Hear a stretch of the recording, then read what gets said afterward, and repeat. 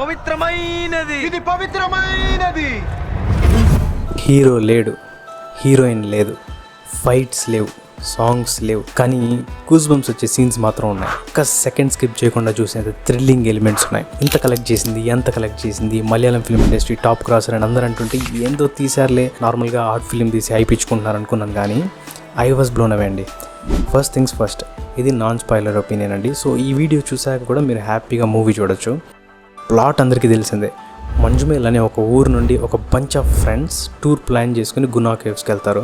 అక్కడ వాళ్ళలో సుభాష్ అనేవాడు ఆ గునా కేవ్లోని ఒక హోల్లో పడిపోతాడు. అసలు ఆ హోల్లో అప్పటి వరకు 13 మంది పడి ఉంటే ఏ ఒక్కడు బతికి బయటికి రాలేదన్నమాట.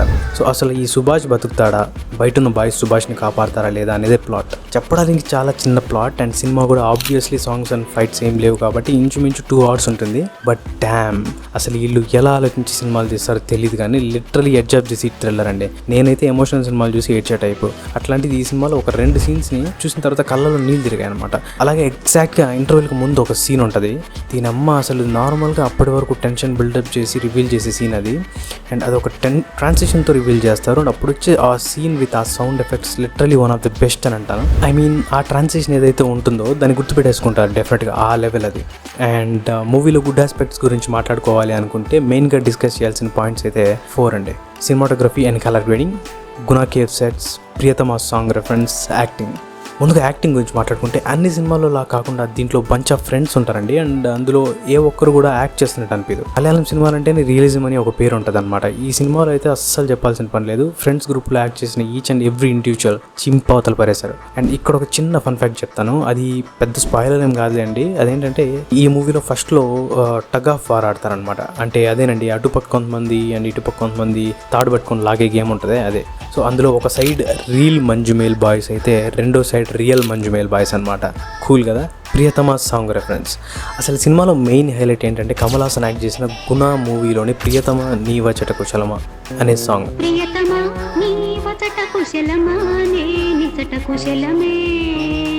ఈ పాట అందరు వినే ఉంటారు. అసలు ఆ సాంగ్కి గునా కేవ్స్కి మంచి కనెక్షన్ ఉందండి. గెస్ వాట్, ఆ సాంగ్ షూట్ చేసింది గునా కేవ్స్లోనే. అంతకుముందు ఆ కేవ్ పేరు డెవిల్స్ కిచెన్.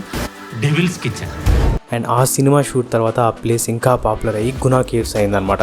ఏంటి గునా కేవా? అండ్ డైరెక్టర్ ఈ సాంగ్ని ఏదో పెట్టాలి కదా అని పెట్టలేదు. అలాగే ఈ సాంగ్ మనకి సినిమాలో చాలాసార్లు వినిపిస్తుంది. అండ్ మెయిన్గా ఒక్క సీన్ దగ్గర ఈ సాంగ్ వినిపించినప్పుడు అయితే మాత్రం నాకైతే గూస్ బంప్స్ వచ్చాయండి.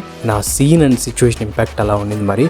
And I'm damn sure you will feel the same. Guna cave sets మెయిన్గా అసలు గునా కేవ్ సెట్ వేయాలంటే రెఫరెన్స్ వీడియోలు అండ్ ఫొటోస్ ఉండాలి. బట్ ఇంటర్నెట్లో ఉండేవి రెస్ట్రిక్టెడ్ ఏరియాలో ఉన్న ఇమేజెస్ ఆర్ వీడియోస్ లేవు. అండ్ ఉన్నవి క్లియర్గా లేవంట. సో వాటిల్లో చూసి సెట్ వేస్తే చాలా ఆర్టిఫిషియల్గా ఉంటుందనేసి డైరెక్టర్ గవర్నమెంట్ వాళ్ళతో 80 feet లోపల వరకు వెళ్ళేలా పర్మిషన్ తీసుకుని డైరెక్ట్గా గునా కేవ్ దగ్గరికి వెళ్ళి రెఫరెన్సెస్ కలెక్ట్ చేసుకొచ్చి వేశారంట. కొన్ని సీన్స్ అయితే రియల్ లొకేషన్స్లోనే తీశారు. 90% పార్ట్ అంతా సెట్స్ వేసి తీశారు. అండ్ దీని గురించి ఆన్ మనోరమ ఛానల్కి ఇచ్చిన ఇంటర్వ్యూలో డైరెక్టర్ చిదంబరం అన్నారంట, ఈ సెట్ వేయడానికి ముందు హైదరాబాద్కి వెళ్ళి ఇలాంటి ప్రీ బిల్డ్ సెట్స్ ఏమైనా ఉన్నాయేమో అని రీసెర్చ్ చేస్తే కావాల్సిన టైం పీరియడ్కి చేయలేము, లేట్ అవుతుంది అన్నారంట.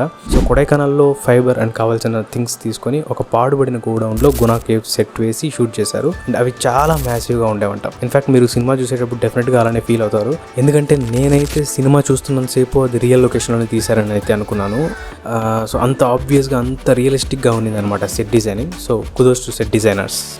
సినిమాటోగ్రఫీ అండ్ కలర్ గ్రేడింగ్, ఇది నాకు చాలా ఫేవరెట్ పార్ట్ అండి. ఈ మూవీ అంతా కూడా ఎక్కువగా సన్లైట్ లేకుండానే తీశారు. లైక్ డైరెక్ట్ సన్లైట్లో కాకుండా మబ్బులు ఉన్నప్పుడు అండ్ వర్షం పడుతున్నప్పుడు, సిమిలర్ టు రాజావారు రాణివారు మూవీ. యాక్టర్స్ మీద డైరెక్ట్గా సన్లైట్ పడదు, బట్ వెల్ లిటెడ్. అండ్ ఒక్కొక్క ఫ్రేమ్ ఒక్కొక్క ఫోటోగ్రాఫ్ లాగా ఉంటుంది. అండ్ షేడీగా wide and long lenses with highest aperture use చేసి చాలా బాగా తీశారు.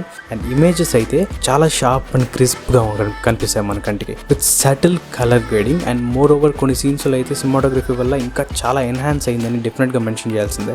And final వర్డిట్. సో అయితే ఈ మూవీ చూడొచ్చా లేదా వర్తా కాదా అని అంటే డెఫినెట్లీ వర్త్ ఇట్ అండి. అండ్ హీరో హీరోయిన్స్ లేకుండా స్టోరీ డ్రివెన్ సినిమా కాబట్టి it takes sweet time to get in to plot.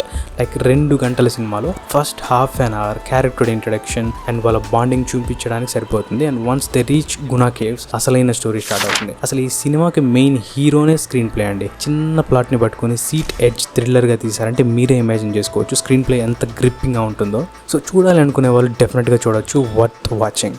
And most importantly మీరు ఈ వీడియోని ఇక్కడ దాకా చూసుంటే థ్యాంక్ యూ గైస్. అసలు మన ఛానల్ థీమ్ ఏంటంటే లేటెస్ట్ ఓటీటీలో రిలీజ్ అయిన ఫిల్మ్ సిరీస్ మీద నా ఒపీనియన్, అలాగే కొత్తగా ఇంట్రెస్టింగ్గా అవుట్ ఆఫ్ ది బాక్స్ సినిమాలతో పాటు రొటీన్ కాయ కచోడి సినిమాల గురించి డిస్కషన్స్, దాంతోపాటు movie break downs, explanations, predictions and what not. సింపుల్గా చెప్పాలంటే everything about cinema and series. మీరు కనుక సినిమా అండ్ సిరీస్ లవర్ అయితే చెప్తున్నా మర్చిపోకుండా సబ్స్క్రైబ్ చేసుకుని నోటిఫికేషన్ ఆన్ చేసి పెట్టుకోండి. Exciting content up coming.